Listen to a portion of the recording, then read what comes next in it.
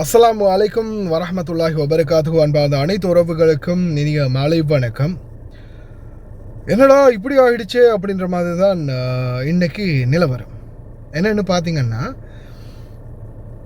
Kuwait எனக்கு பல வீடுகள், அதாவது எனக்கு பர்சனலாக மெசேஜ் போடுறவங்க அவங்களுடைய வாய்ஸை போட முடியாது. ஏன்னா அவங்க வீட்டில் நடக்கக்கூடிய சம்பவத்தை அவங்க ஜஸ்ட் பர்சனலாக சொல்லிட்டு போயிருக்கிறாங்க. ஆனால் இன்றைக்கு பல வீடுகளில் சோகம் நிறைந்த நாளாக, அதாவது துக்கம் நிறைந்த ஒரு நாளாக மாறி இருக்கு குவைத்தின் பல வீடுகள். அது என்ன காரணம் அப்படின்னு பார்த்தீங்கன்னா, பல தொழிலாளர்களுக்கும் சேர்த்து பாதிப்பை ஏற்படுத்தக்கூடிய காரணம் தான். குவைத்தில் பல பேருக்கு அவங்களுடைய குடியுரிமை பறி போயிருக்குது.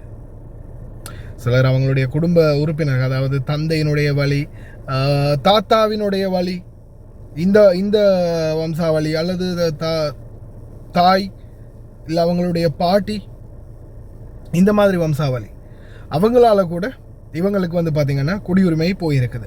சில, அதாவது குவைத்தில் இப்போதைய ஜெனரேஷன் இருக்காங்களே, அவங்களுக்கு இந்த பாதிப்பு ஏற்பட்டிருக்குது. சரி, நீ அவங்களுக்கு தானடா பாதிப்பு, அவங்களால தான் நம்மளுக்கு என்னடா அப்படின்னு கேட்டிங்கன்னா இல்லை.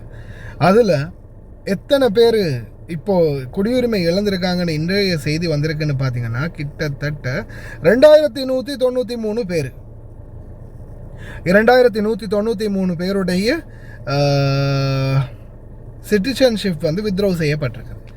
அப்போது இந்த 2193 பேருக்கும் குறைஞ்சது ஒரு டிரைவர், 2 ஹத்தாம மேனிக்கு, சும்மா உதாரணத்துக்கு பார்த்தாலும் அதை 3 பெருக்கி பாருங்கள். சாதாரண 2200 பார்த்தாலும் கிட்டத்தட்ட 6600, கிட்டத்தட்ட 6600 தொழிலாளர்கள் பாதிக்கப்படுவாங்க. அதுவும் என்னன்னு பார்த்தீங்கன்னா, இது கேன்சல் ஆகிடுச்சு, ரீவோக், ஃபினிஷ்.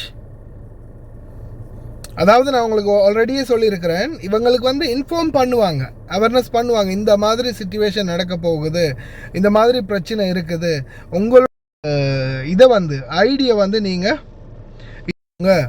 அப்படின்னு அவங்க சொல்லுவாங்க, உங்களுடைய இதை நிலைமையை சரி செஞ்சுக்கோங்க அப்படின்றத அவங்க மென்ஷன் பண்ணுவாங்க. குவைத்துடைய பப்ளிக் அத்தாரிட்டி ஃபார் இதாக இருக்கட்டும், மென் பவராக இருக்கட்டும், குவைத்துடைய குடியுரிமை குடிவரவு திணைக்களமாக இருக்கட்டும், அது மாதிரி சம்மந்தப்பட்ட அனைத்து அதிகாரிகளும் இவங்களுக்கு அறிவிப்பாங்க. செகல்லையும் இன்ஃபர்மேஷன் போகும், மொபைல் ஐடியிலையும் இன்ஃபர்மேஷன் போகும்.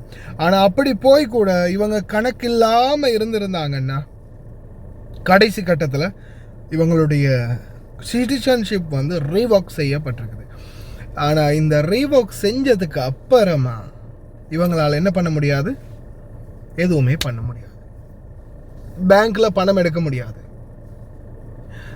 கார்டு, ஏடிஎம் கார்டெல்லாம் பிளாக் ஆகியிருக்கும், எதுவுமே யூஸ் பண்ண முடியாது. அவங்களால ஒரு வீசா எடுக்க முடியாது, ஸ்பான்சர்ஷிப் பண்ண முடியாது. அவங்க யாருக்காவது வீசா கொடுத்துருந்தாங்கன்னா அந்த வீசா ரத்தாகிடும். அதே மாதிரி யாருக்கெல்லாம் அவங்க வீசா அடிச்சிருக்காங்களோ அத்தனை பேருடைய வீசாவும் கேன்சல் செய்யப்படும். இவங்க எப்படி இந்த நாட்டு குடியுரிமை இல்லாமல் இருக்கிறாங்களோ அதே மாதிரி இல்லீகல் ரெசிடென்ஸாக மாறுவீங்க அவங்களுக்கு கீழே இருந்த வெளிநாட்டவர்கள். சரி, அப்போ நம்ம தனாசர் எடுத்து வேற கஃபீலுக்கு மாசலாமா முடியாது. ஏன்னா அதுதான் அவங்க ஆல்ரெடியே இன்ஃபார்ம் பண்ணுறாங்க கஃபீல்களுக்கு, உங்களுடைய இது நாங்கள் நிப்பாட்ட போகிறோம், உங்களுடைய இதை நாங்கள் இதில் பட்டியலில் எடுத்திருக்கிறோம், கேன்சல் ஆக போகுது, அதற்கேற்றாற் போல் நீங்கள் ரெடி ஆகிக்கோங்க. ஆனால் நிறைய பேர் கணக்கே எடுக்கிறது இல்லை. குவைத்தில் அதை கணக்கே எடுக்கிறது இல்லை, சும்மா விட்டுருவாங்க, பார்த்துக்கலான்னு. கடைசி கட்டத்தில் அது வித்ட்ரா ஆகி கேன்சல் ஆகி அதுக்கப்புறமா மாறுதட்டிக்கிட்டு அழுவாங்க. அதுதான் நடக்கிறது. நிறைய பேர் இப்போ போய் ஆஃபீஸில் குந்திக்கிட்டு இருப்பாங்க, இந்த எதுக்காக வித்ட்ரா பண்ணப்பட்ட தன்னுடைய ஐடிக்காக வேண்டி. இதுதான் தற்போதைய நிலைமை. தயவு செய்து உங்களுடைய மொபைல் ஐடி, அடுத்தது உங்களுடைய செஹல் அப்ளிகேஷன், ரெண்டையும் ஆன் பண்ணிக்கோங்க, அடிக்கடி செக் பண்ணிக்கோங்க. கேன்சல் ஆகி இருந்துச்சுன்னா உங்களுடைய மொபைல் ஐடியோ இதுவே வேலை செய்யாது. அதே மாதிரி எல்லாமே மொத்தமாக பிளாங்க் அவுட் ஆகிரும், போயிடும் எல்லாமே. ஏடிஎம் கார்டு பாவிக்க முடியாது, பேங்க்கில் காசு இருந்தால் எடுக்க முடியாது. அது குவைத்துக்கும் சரி உங்களுக்கும் சரி மிகப்பெரிய சிக்கல். அதனால் தயவு செய்து கவனம். எனக்கு பர்சனலாக வந்த மெசேஜ், எத்தனையோ மெசேஜில் என்ன தம்பி அழுகுறாங்க, என்ன தம்பி எதுவும் பிரச்சனையா, குவைத்துக்கு எதுவும் ஆபத்தா அப்படின்னு ஒரு சிலர் கேட்டாங்க. ஒரு சிலர் வந்து புரிஞ்சுக்கிட்டாங்க, ஒரு சிலருக்கு வந்து அவங்களே சொல்லியிருக்காங்க, ஒரு சிலர் வந்து இந்த மாதிரியும் கேட்டாங்க. ஏன்னா நம்மளுடைய ஒட்டுமொத்த நெட்வொர்க்கும் வந்து வீடுகளுக்குள்ளே தான் இருக்கு இல்லையா. அப்போ நம்மளுக்கு எப்படியுமே இன்ஃபர்மேஷன் கிடைச்சிரும். இப்போ கிட்டத்தட்ட 60,000 பேருக்கு மேலே நம்மளோட செட் பண்ணியிருக்கிறாங்க. அதில் கரண்ட்டில் பார்த்தீங்கன்னா பலரும் செட் பண்ணிக்கிட்டு இருக்கிறாங்க. தொடர்ந்தும் புதுசாக வராங்க. நிறைய பேர் வீடுகளில் வேலை செய்யக்கூடியவங்க 190%. அப்போ நம்மளுக்கு வந்து இன்ஃபர்மேஷன் குயிக்காகவே கிடைக்கும். நிறைய பேர் நிறைய விதமான தகவல்.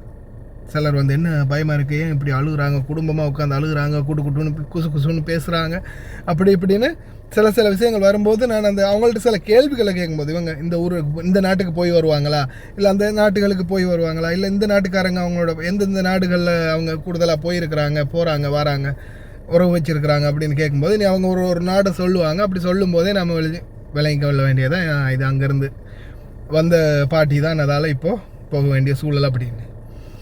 இதுதான் நிலைமை. உங்களுடைய மொபைல் ஐடியை பத்தாக்காவை செக் பண்ணிக்கோங்க, அவ்வளோதான் சொல்ல முடியும். கவனமாக இருங்க, செக் பண்ணிக்கோங்க தொடர்ந்து உங்களுடைய மொபைல் ஐடியையும் சஹல் அப்ளிகேஷனையும்.